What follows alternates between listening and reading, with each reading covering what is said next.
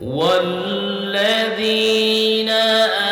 آمنوا الذين يقيمون الصلاة ويؤتون الزكاة وهم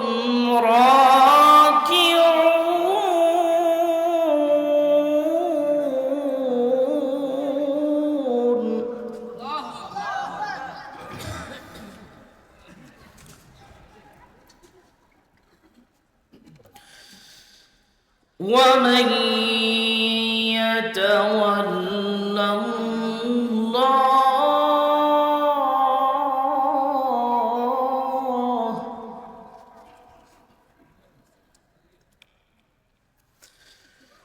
ومن يتول الله ورسوله والذين فإن حزب الله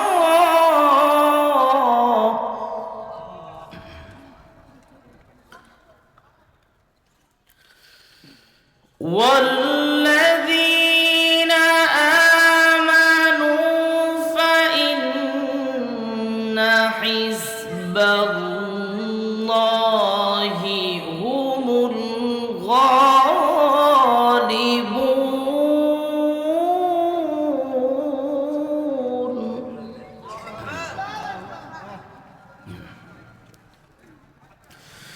الله أكبر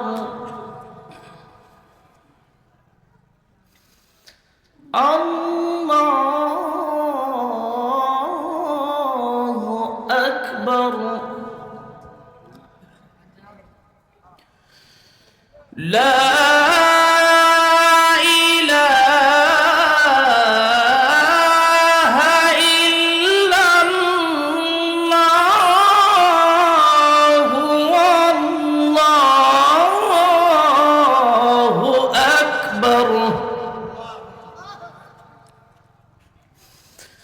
إن الله وملائكته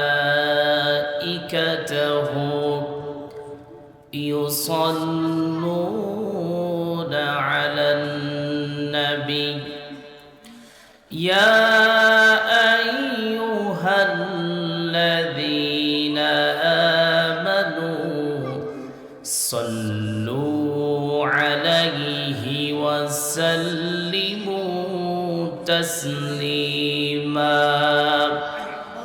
اللهم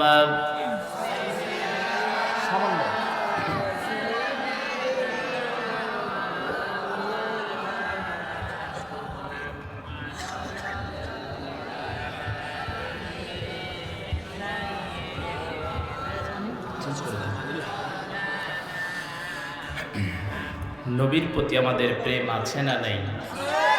কম আছে না বেশি আছে?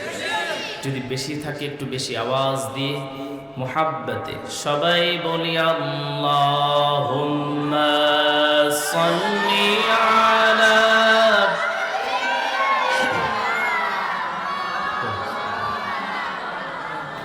ওয়া আলা আলি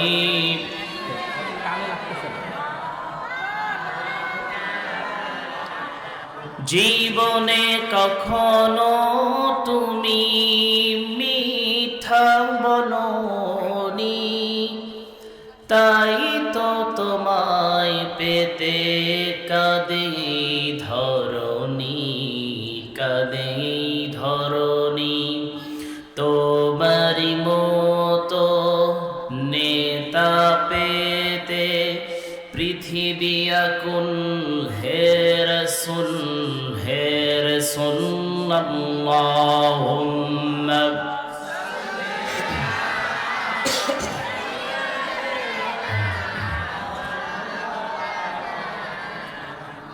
ওয়া আলা আলি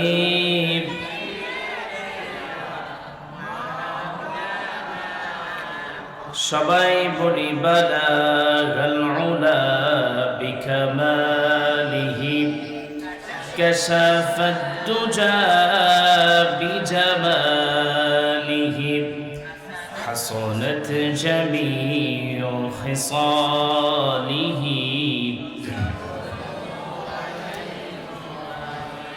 يا صاحب الجمال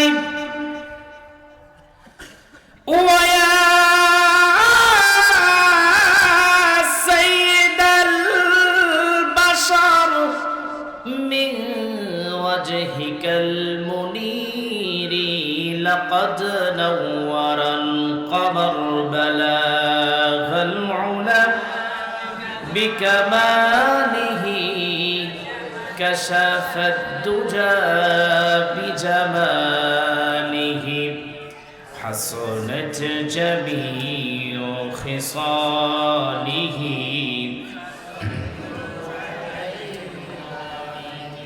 সুন্নাত নয় শুধু দাওয়াতের মেহমান, সুন্নাত নয় শুধু খাওয়া শেষে মধুপান, আরো কিছু সুন্নাত আছে তুমি জানো কি?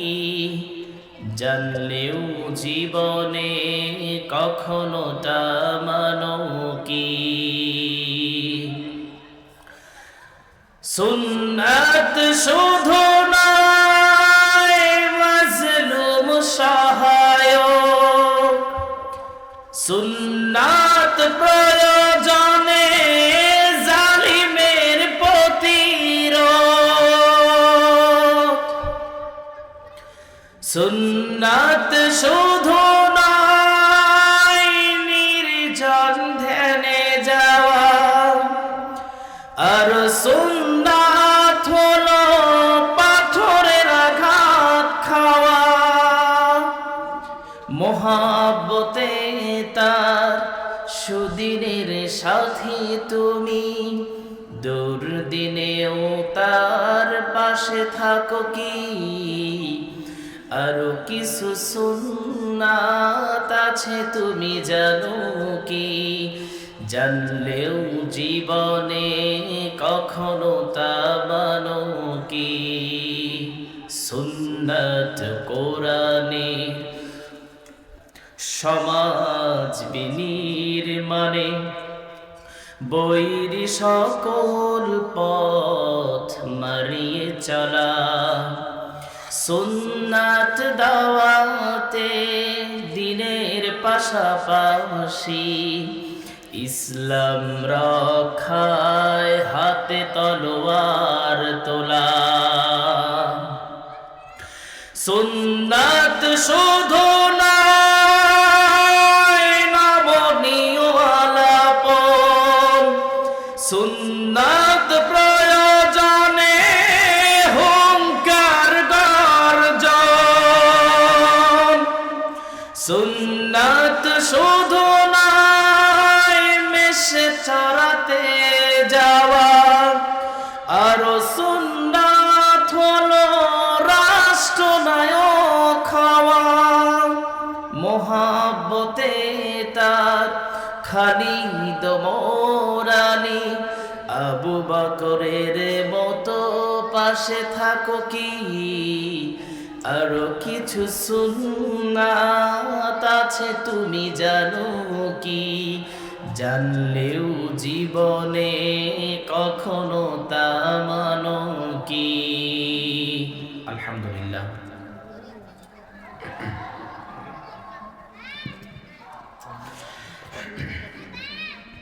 দক্ষিণ চন্দ্রপুর জান্নাতুল বাকি জামে মসজিদ ও যুব সমাজের উদ্যোগে আজকের এই সপ্তম বার্ষিকী তাফসীরুল কোরআন মাহফিল, আজকের এই প্রোগ্রামের সম্মানিত সভাপতি জনাব মোহাম্মদ আনোয়ার হোসেন, সভাপতি অত্র মসজিদ।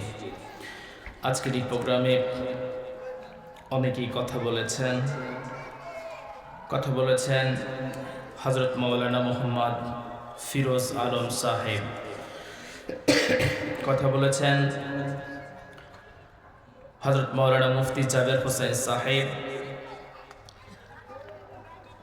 আমাকে রেখেছেন। এরপরে আমাদের সামনে যিনি আসবেন তিনি আমাদের কলেজের টুকরা প্রিয় ভাই ডক্টর মিজানুর রহমান আল আজহারি সাহেবের অত্যন্ত কাছের মামা, সবসময় তার সাথেই থাকেন। তেনার মতো একজন মানুষ আপনাদের এই প্রোগ্রামে এসেছেন। তিনি আসবেন, এরপরে যিনি আসবেন বাংলাদেশের প্রখ্যাত আলেম দ্বীন, আমার খুবই কাছের, আমি খুবই ভালোবাসি এবং তার কথাগুলো শুনি। হযরত মাওলানা মুল্লা নাজিমউদ্দিন সাহেব আতালাল্লাহু উমরাহু ওয়া বারাকাল্লাহু ফি হায়াতি। আমরা সবাই বলছি আল্লাহুম্মা আমিন। সামনে উপবিষ্ট ইসলাম প্রিয় দিন, প্রিয় কোরআন প্রিয় ভাইয়েরা, পর্দার অন্তরালে বসে থাকা মা এবং বোনেরা, আলোচনার সূচনায় আনুষ্ঠানিকতার মধ্য দিয়ে আমার পক্ষ থেকে আন্তরিক মোবারক, আন্তরিক শুভেচ্ছা, আন্তরিক অভিনন্দন, আন্তরিক সালাম। আসসালামু আলাইকুম ওয়া রাহমাতুল্লাহি ওয়া বারাকাতুহু। সবাই কেমন আছেন? হ্যাঁ, আমি কেমন আছি? যাক, অবশেষে প্রশ্ন করলেন। আলহামদুলিল্লাহ, আল্লাহ পাক আমাকেও আপনাদের কাতারেই রেখেছেন, বলছি আলহামদুলিল্লাহ। আল্লাহ তাআলার লক্ষ কোটি শুকর এবং সুজুদ পেশ করছি যে মহান মালিক আমাদেরকে আজকের এই পার্ট অফ হেভেন, জান্নাতের ফুল বাগিচা, জান্নাতের এই ফুল বাগিচায় আসার তৌফিক এনায়েত করেছেন। আমরা খুশি নাকি রাগ করেছি? সবাই বলেন, আমরা খুশি নাকি রাগ করেছি? কারা কারা খুশি আছি একটু হাত তুলে দেখাই। আল্লাহ পাক আপনাদের হাতগুলো কবুল আর মঞ্জুর করেন। সবাই বলেন আল্লাহুম্মা আমিন। আমরা আল্লাহ তাআলার প্রশংসা করছি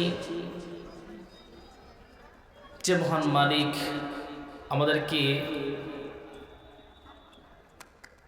দীর্ঘ 17টা বছর জুলুমের মধ্য দিয়ে পার করে, জুলুম, অন্ধকার, অমানিসা চলে যাওয়ার পর একটা মুক্ত আকাশ, কথা বলার মতো মুক্ত একটা জায়গা করে দিয়েছেন। সে আল্লাহর শুকরিয়া। আরেকবার বলছি আলহামদুলিল্লাহ। সবাই বলছি রব্বানা লাকাল হামদ হামদান কাসীরান তাইয়িবান মুবারাকান ফীহি।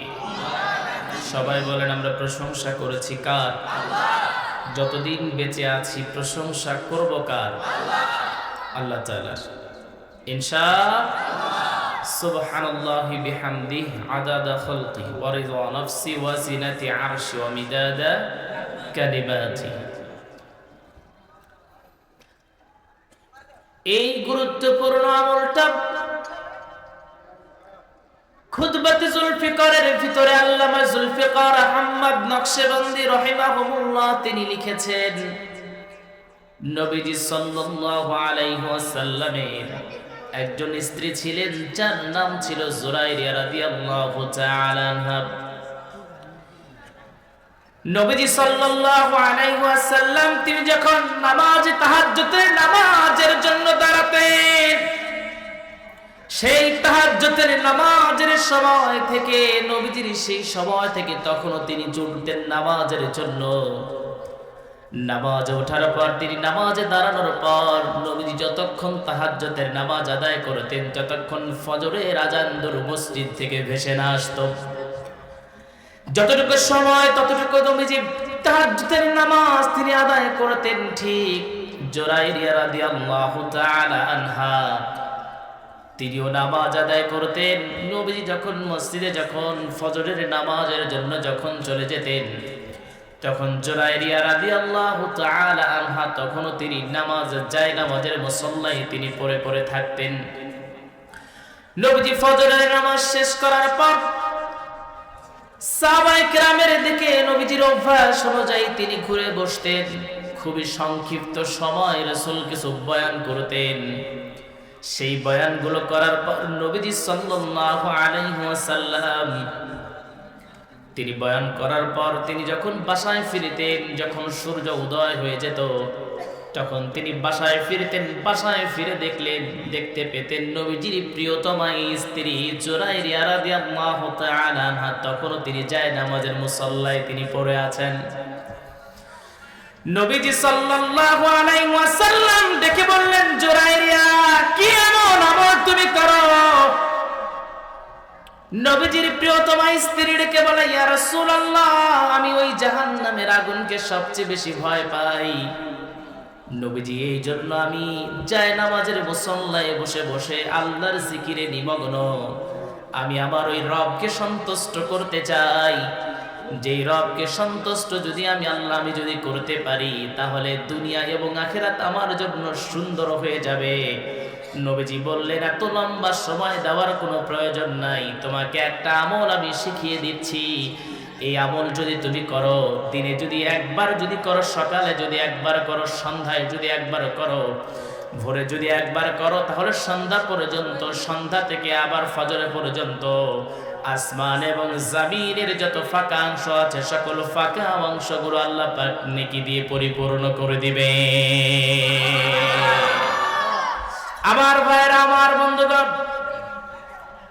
যে রব আমাদেরকে এত নিয়ামত দিয়ে পরিপূর্ণ করে দিলেন, সূরা রহমান আপনি যদি পড়েন, তাহলে আপনি অবাক হয়ে যাবেন। সব জায়গায় সূরা রহমানের প্রত্যেকটা এক একটা আয়াতের পর আল্লাহ পাক বলছেন, ফাবি আইয়ি আলাই রাব্বিকুমা তুকাযিবান। সবাই বলি আল্লাহু আকবার। আল্লাহ রাব্বুল আলামিন তিনি রাসূলুল্লাহ সাল্লাল্লাহু আলাইহি ওয়াসাল্লামকে পাঠিয়ে দিয়েছেন। আল্লাহ পাক দুনিয়াতে শ্রেষ্ঠ তিনটা নিয়ামত দিয়েছেন। এক নাম্বার নিয়ামত দিয়েছেন কিতাবুল্লাহ, আল্লাহর কিতাব। দুই নাম্বার যে নিয়ামত দিয়েছেন সেটা হলো মুহাম্মদ সাল্লাল্লাহু আলাইহি ওয়াসাল্লাম। তিন নাম্বার যে নিয়ামতটা দিয়েছে সেটা হলো আল্লাহ পাক দিয়েছেন বাবা আর মা। রব্বে কারীম যত পৃথিবীতে যত নিয়ামত দিয়েছে তার মধ্যে শ্রেষ্ঠ নিয়ামত হলো এই তিনটা। কয়টা? সবাই বলেন কয়টা? আমি যতক্ষণ কথা বলবো ততক্ষণ অবশ্যই আপনারা মনোযোগ দিয়ে শুনবেন তো নাকি? ইনশাআল্লাহ। নবীজি সাল্লাল্লাহু আলাইহি ওয়াসাল্লাম বলেন, এই জন্য নবীজি সাল্লাল্লাহু আলাইহি ওয়াসাল্লাম বলেন, তুমি তোমার সন্তানকে তিনটা শিক্ষা দিবা। যেহেতু তিনটা নিয়ামতের ভিতরে শ্রেষ্ঠ নিয়ামতের ভিতরে এক নাম্বার কিতাবুল্লাহ, আল্লাহর কিতাব রয়ে গেছে। আল্লাহর কিতাব যেহেতু রয়ে গেছে, সেই ক্ষেত্রে অবশ্যই কিতাবের শিক্ষা দেওয়ার জন্য নবীজি বলেন, তুমি তোমার সন্তানকে তিনটা শিক্ষা দিবা। আদিবু আওলাদিকুম আলা সালাসিন খিসাল। প্রথমে আল্লাহর নবী বলেন, তিনটা চরিত্রের উপরে তুমি তোমার সন্তানকে প্রতিষ্ঠিত করবা। এক নাম্বার হলো হুব্বি নবিয়্যিকুম, নবীদের ভালোবাসা শিক্ষা দিবা। দুই নাম্বার হলো ওয়া হুব্বি আহলি বাইতিহি ওয়া কিরাআতিল কুরআন।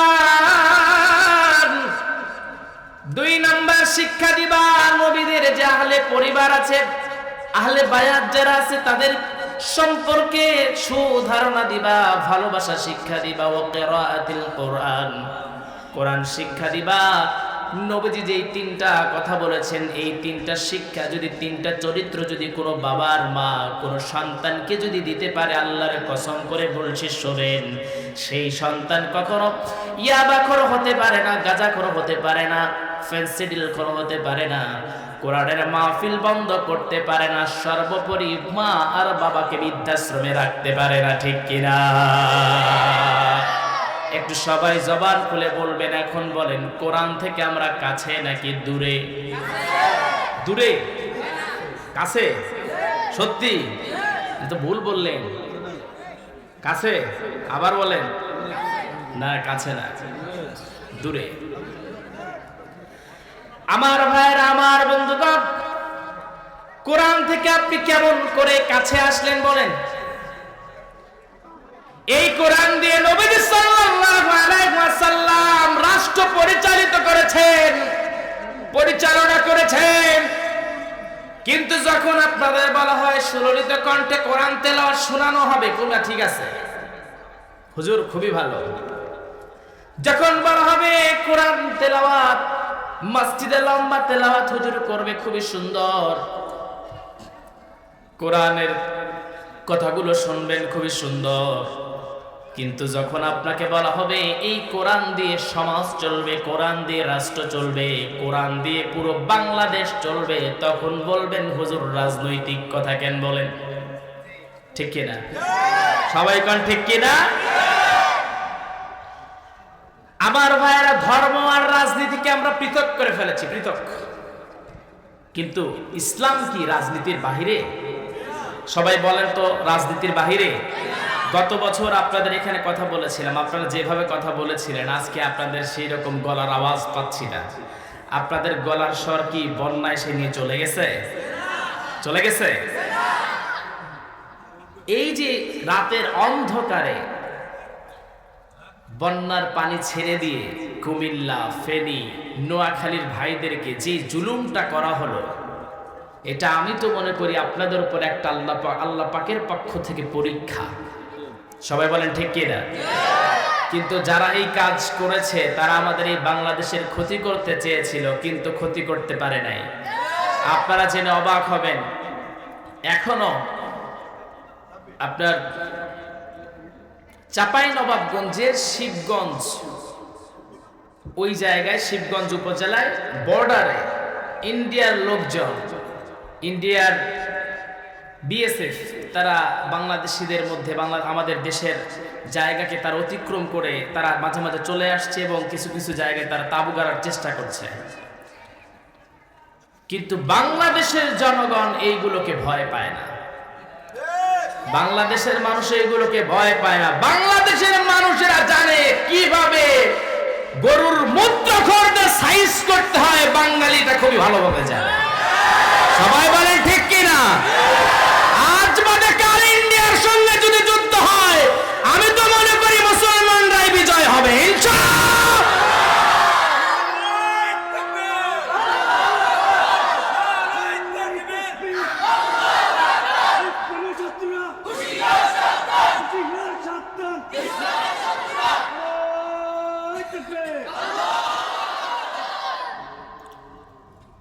এই ইন্ডিয়ার কথায় আমাদের কলিজার টুকরা কোরআনের পাখিকে হত্যা করা হয়েছে। এই ইন্ডিয়ার কথায় আমাদের প্রিয় ভাই আজহারীকে 5 বছর দেশে থাকতে দেওয়া হয় নাই। এই ইন্ডিয়ার কথায় মাওলানা রফিকুল ইসলাম খান সাহেবকে, আমির হামজাকে জেলের ভিতরে বন্দী করা হয়েছিল।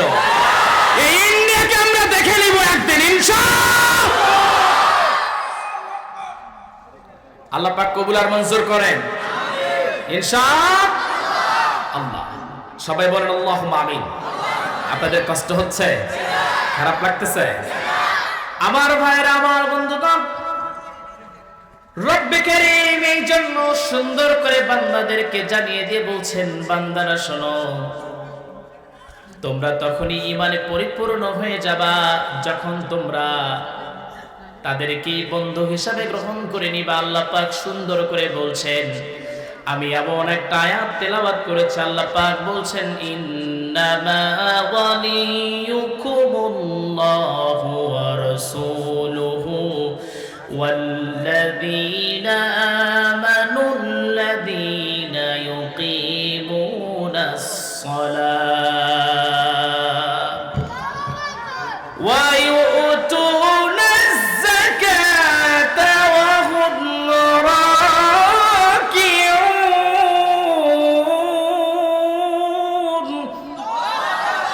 আল্লাহ পাক বলেন, এই দুনিয়াতে চলতে ফিরতে তোমরা 3 জনকে বন্ধু হিসাবে গ্রহণ করে নিবা।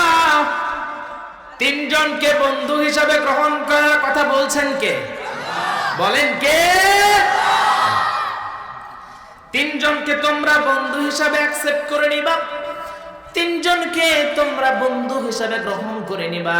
1 নাম্বার হলো ওয়ালিয়ুকুমুল্লাহ, 1 নাম্বার বন্ধু হিসাবে যাকে গ্রহণ করে নিবা তিনি হলেন আর কেউ নন, এই বিশ্ব স্রষ্টা, বিশ্বের প্রতিপালক আল্লাহ রাব্বুল আলামিন। জয় কোন সুবহানাল্লাহ।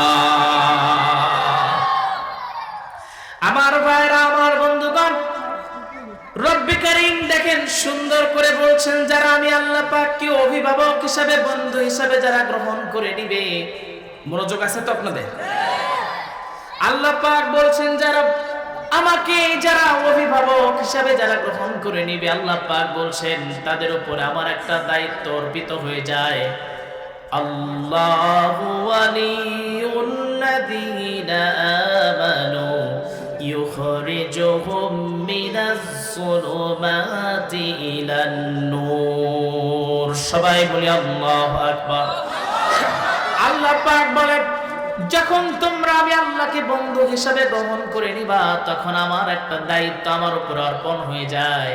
সেই দায়িত্বটা হলো, ও আমার গোলাম, আমার প্রথম দায়িত্ব হলো অন্ধকারের ভিতরে যদি তুমি থাকো, সেই অন্ধকার থেকে তোমাকে আলোর রাস্তায় নিয়ে আসার দায়িত্বটা আমি আল্লাহ পাকের উপরে প্রথম অর্পিত হয়ে যায়। সুবহানাল্লাহ। আর একটু জোরে কান সুবহানাল্লাহ। তাহলে আল্লাহকে যদি আমরা বন্ধু হিসাবে গ্রহণ করি, তাহলে আমাদের প্রথম নাম্বার যে আল্লাহ যে কাজটা প্রথমে করবেন আমাদের উপরে দয়া করে মায়া করে, সেটা হলো আমাদের অন্ধকার থেকে আলোর রাস্তা যিনি দেখাবেন তিনি কে? আল্লাহ তাআলা।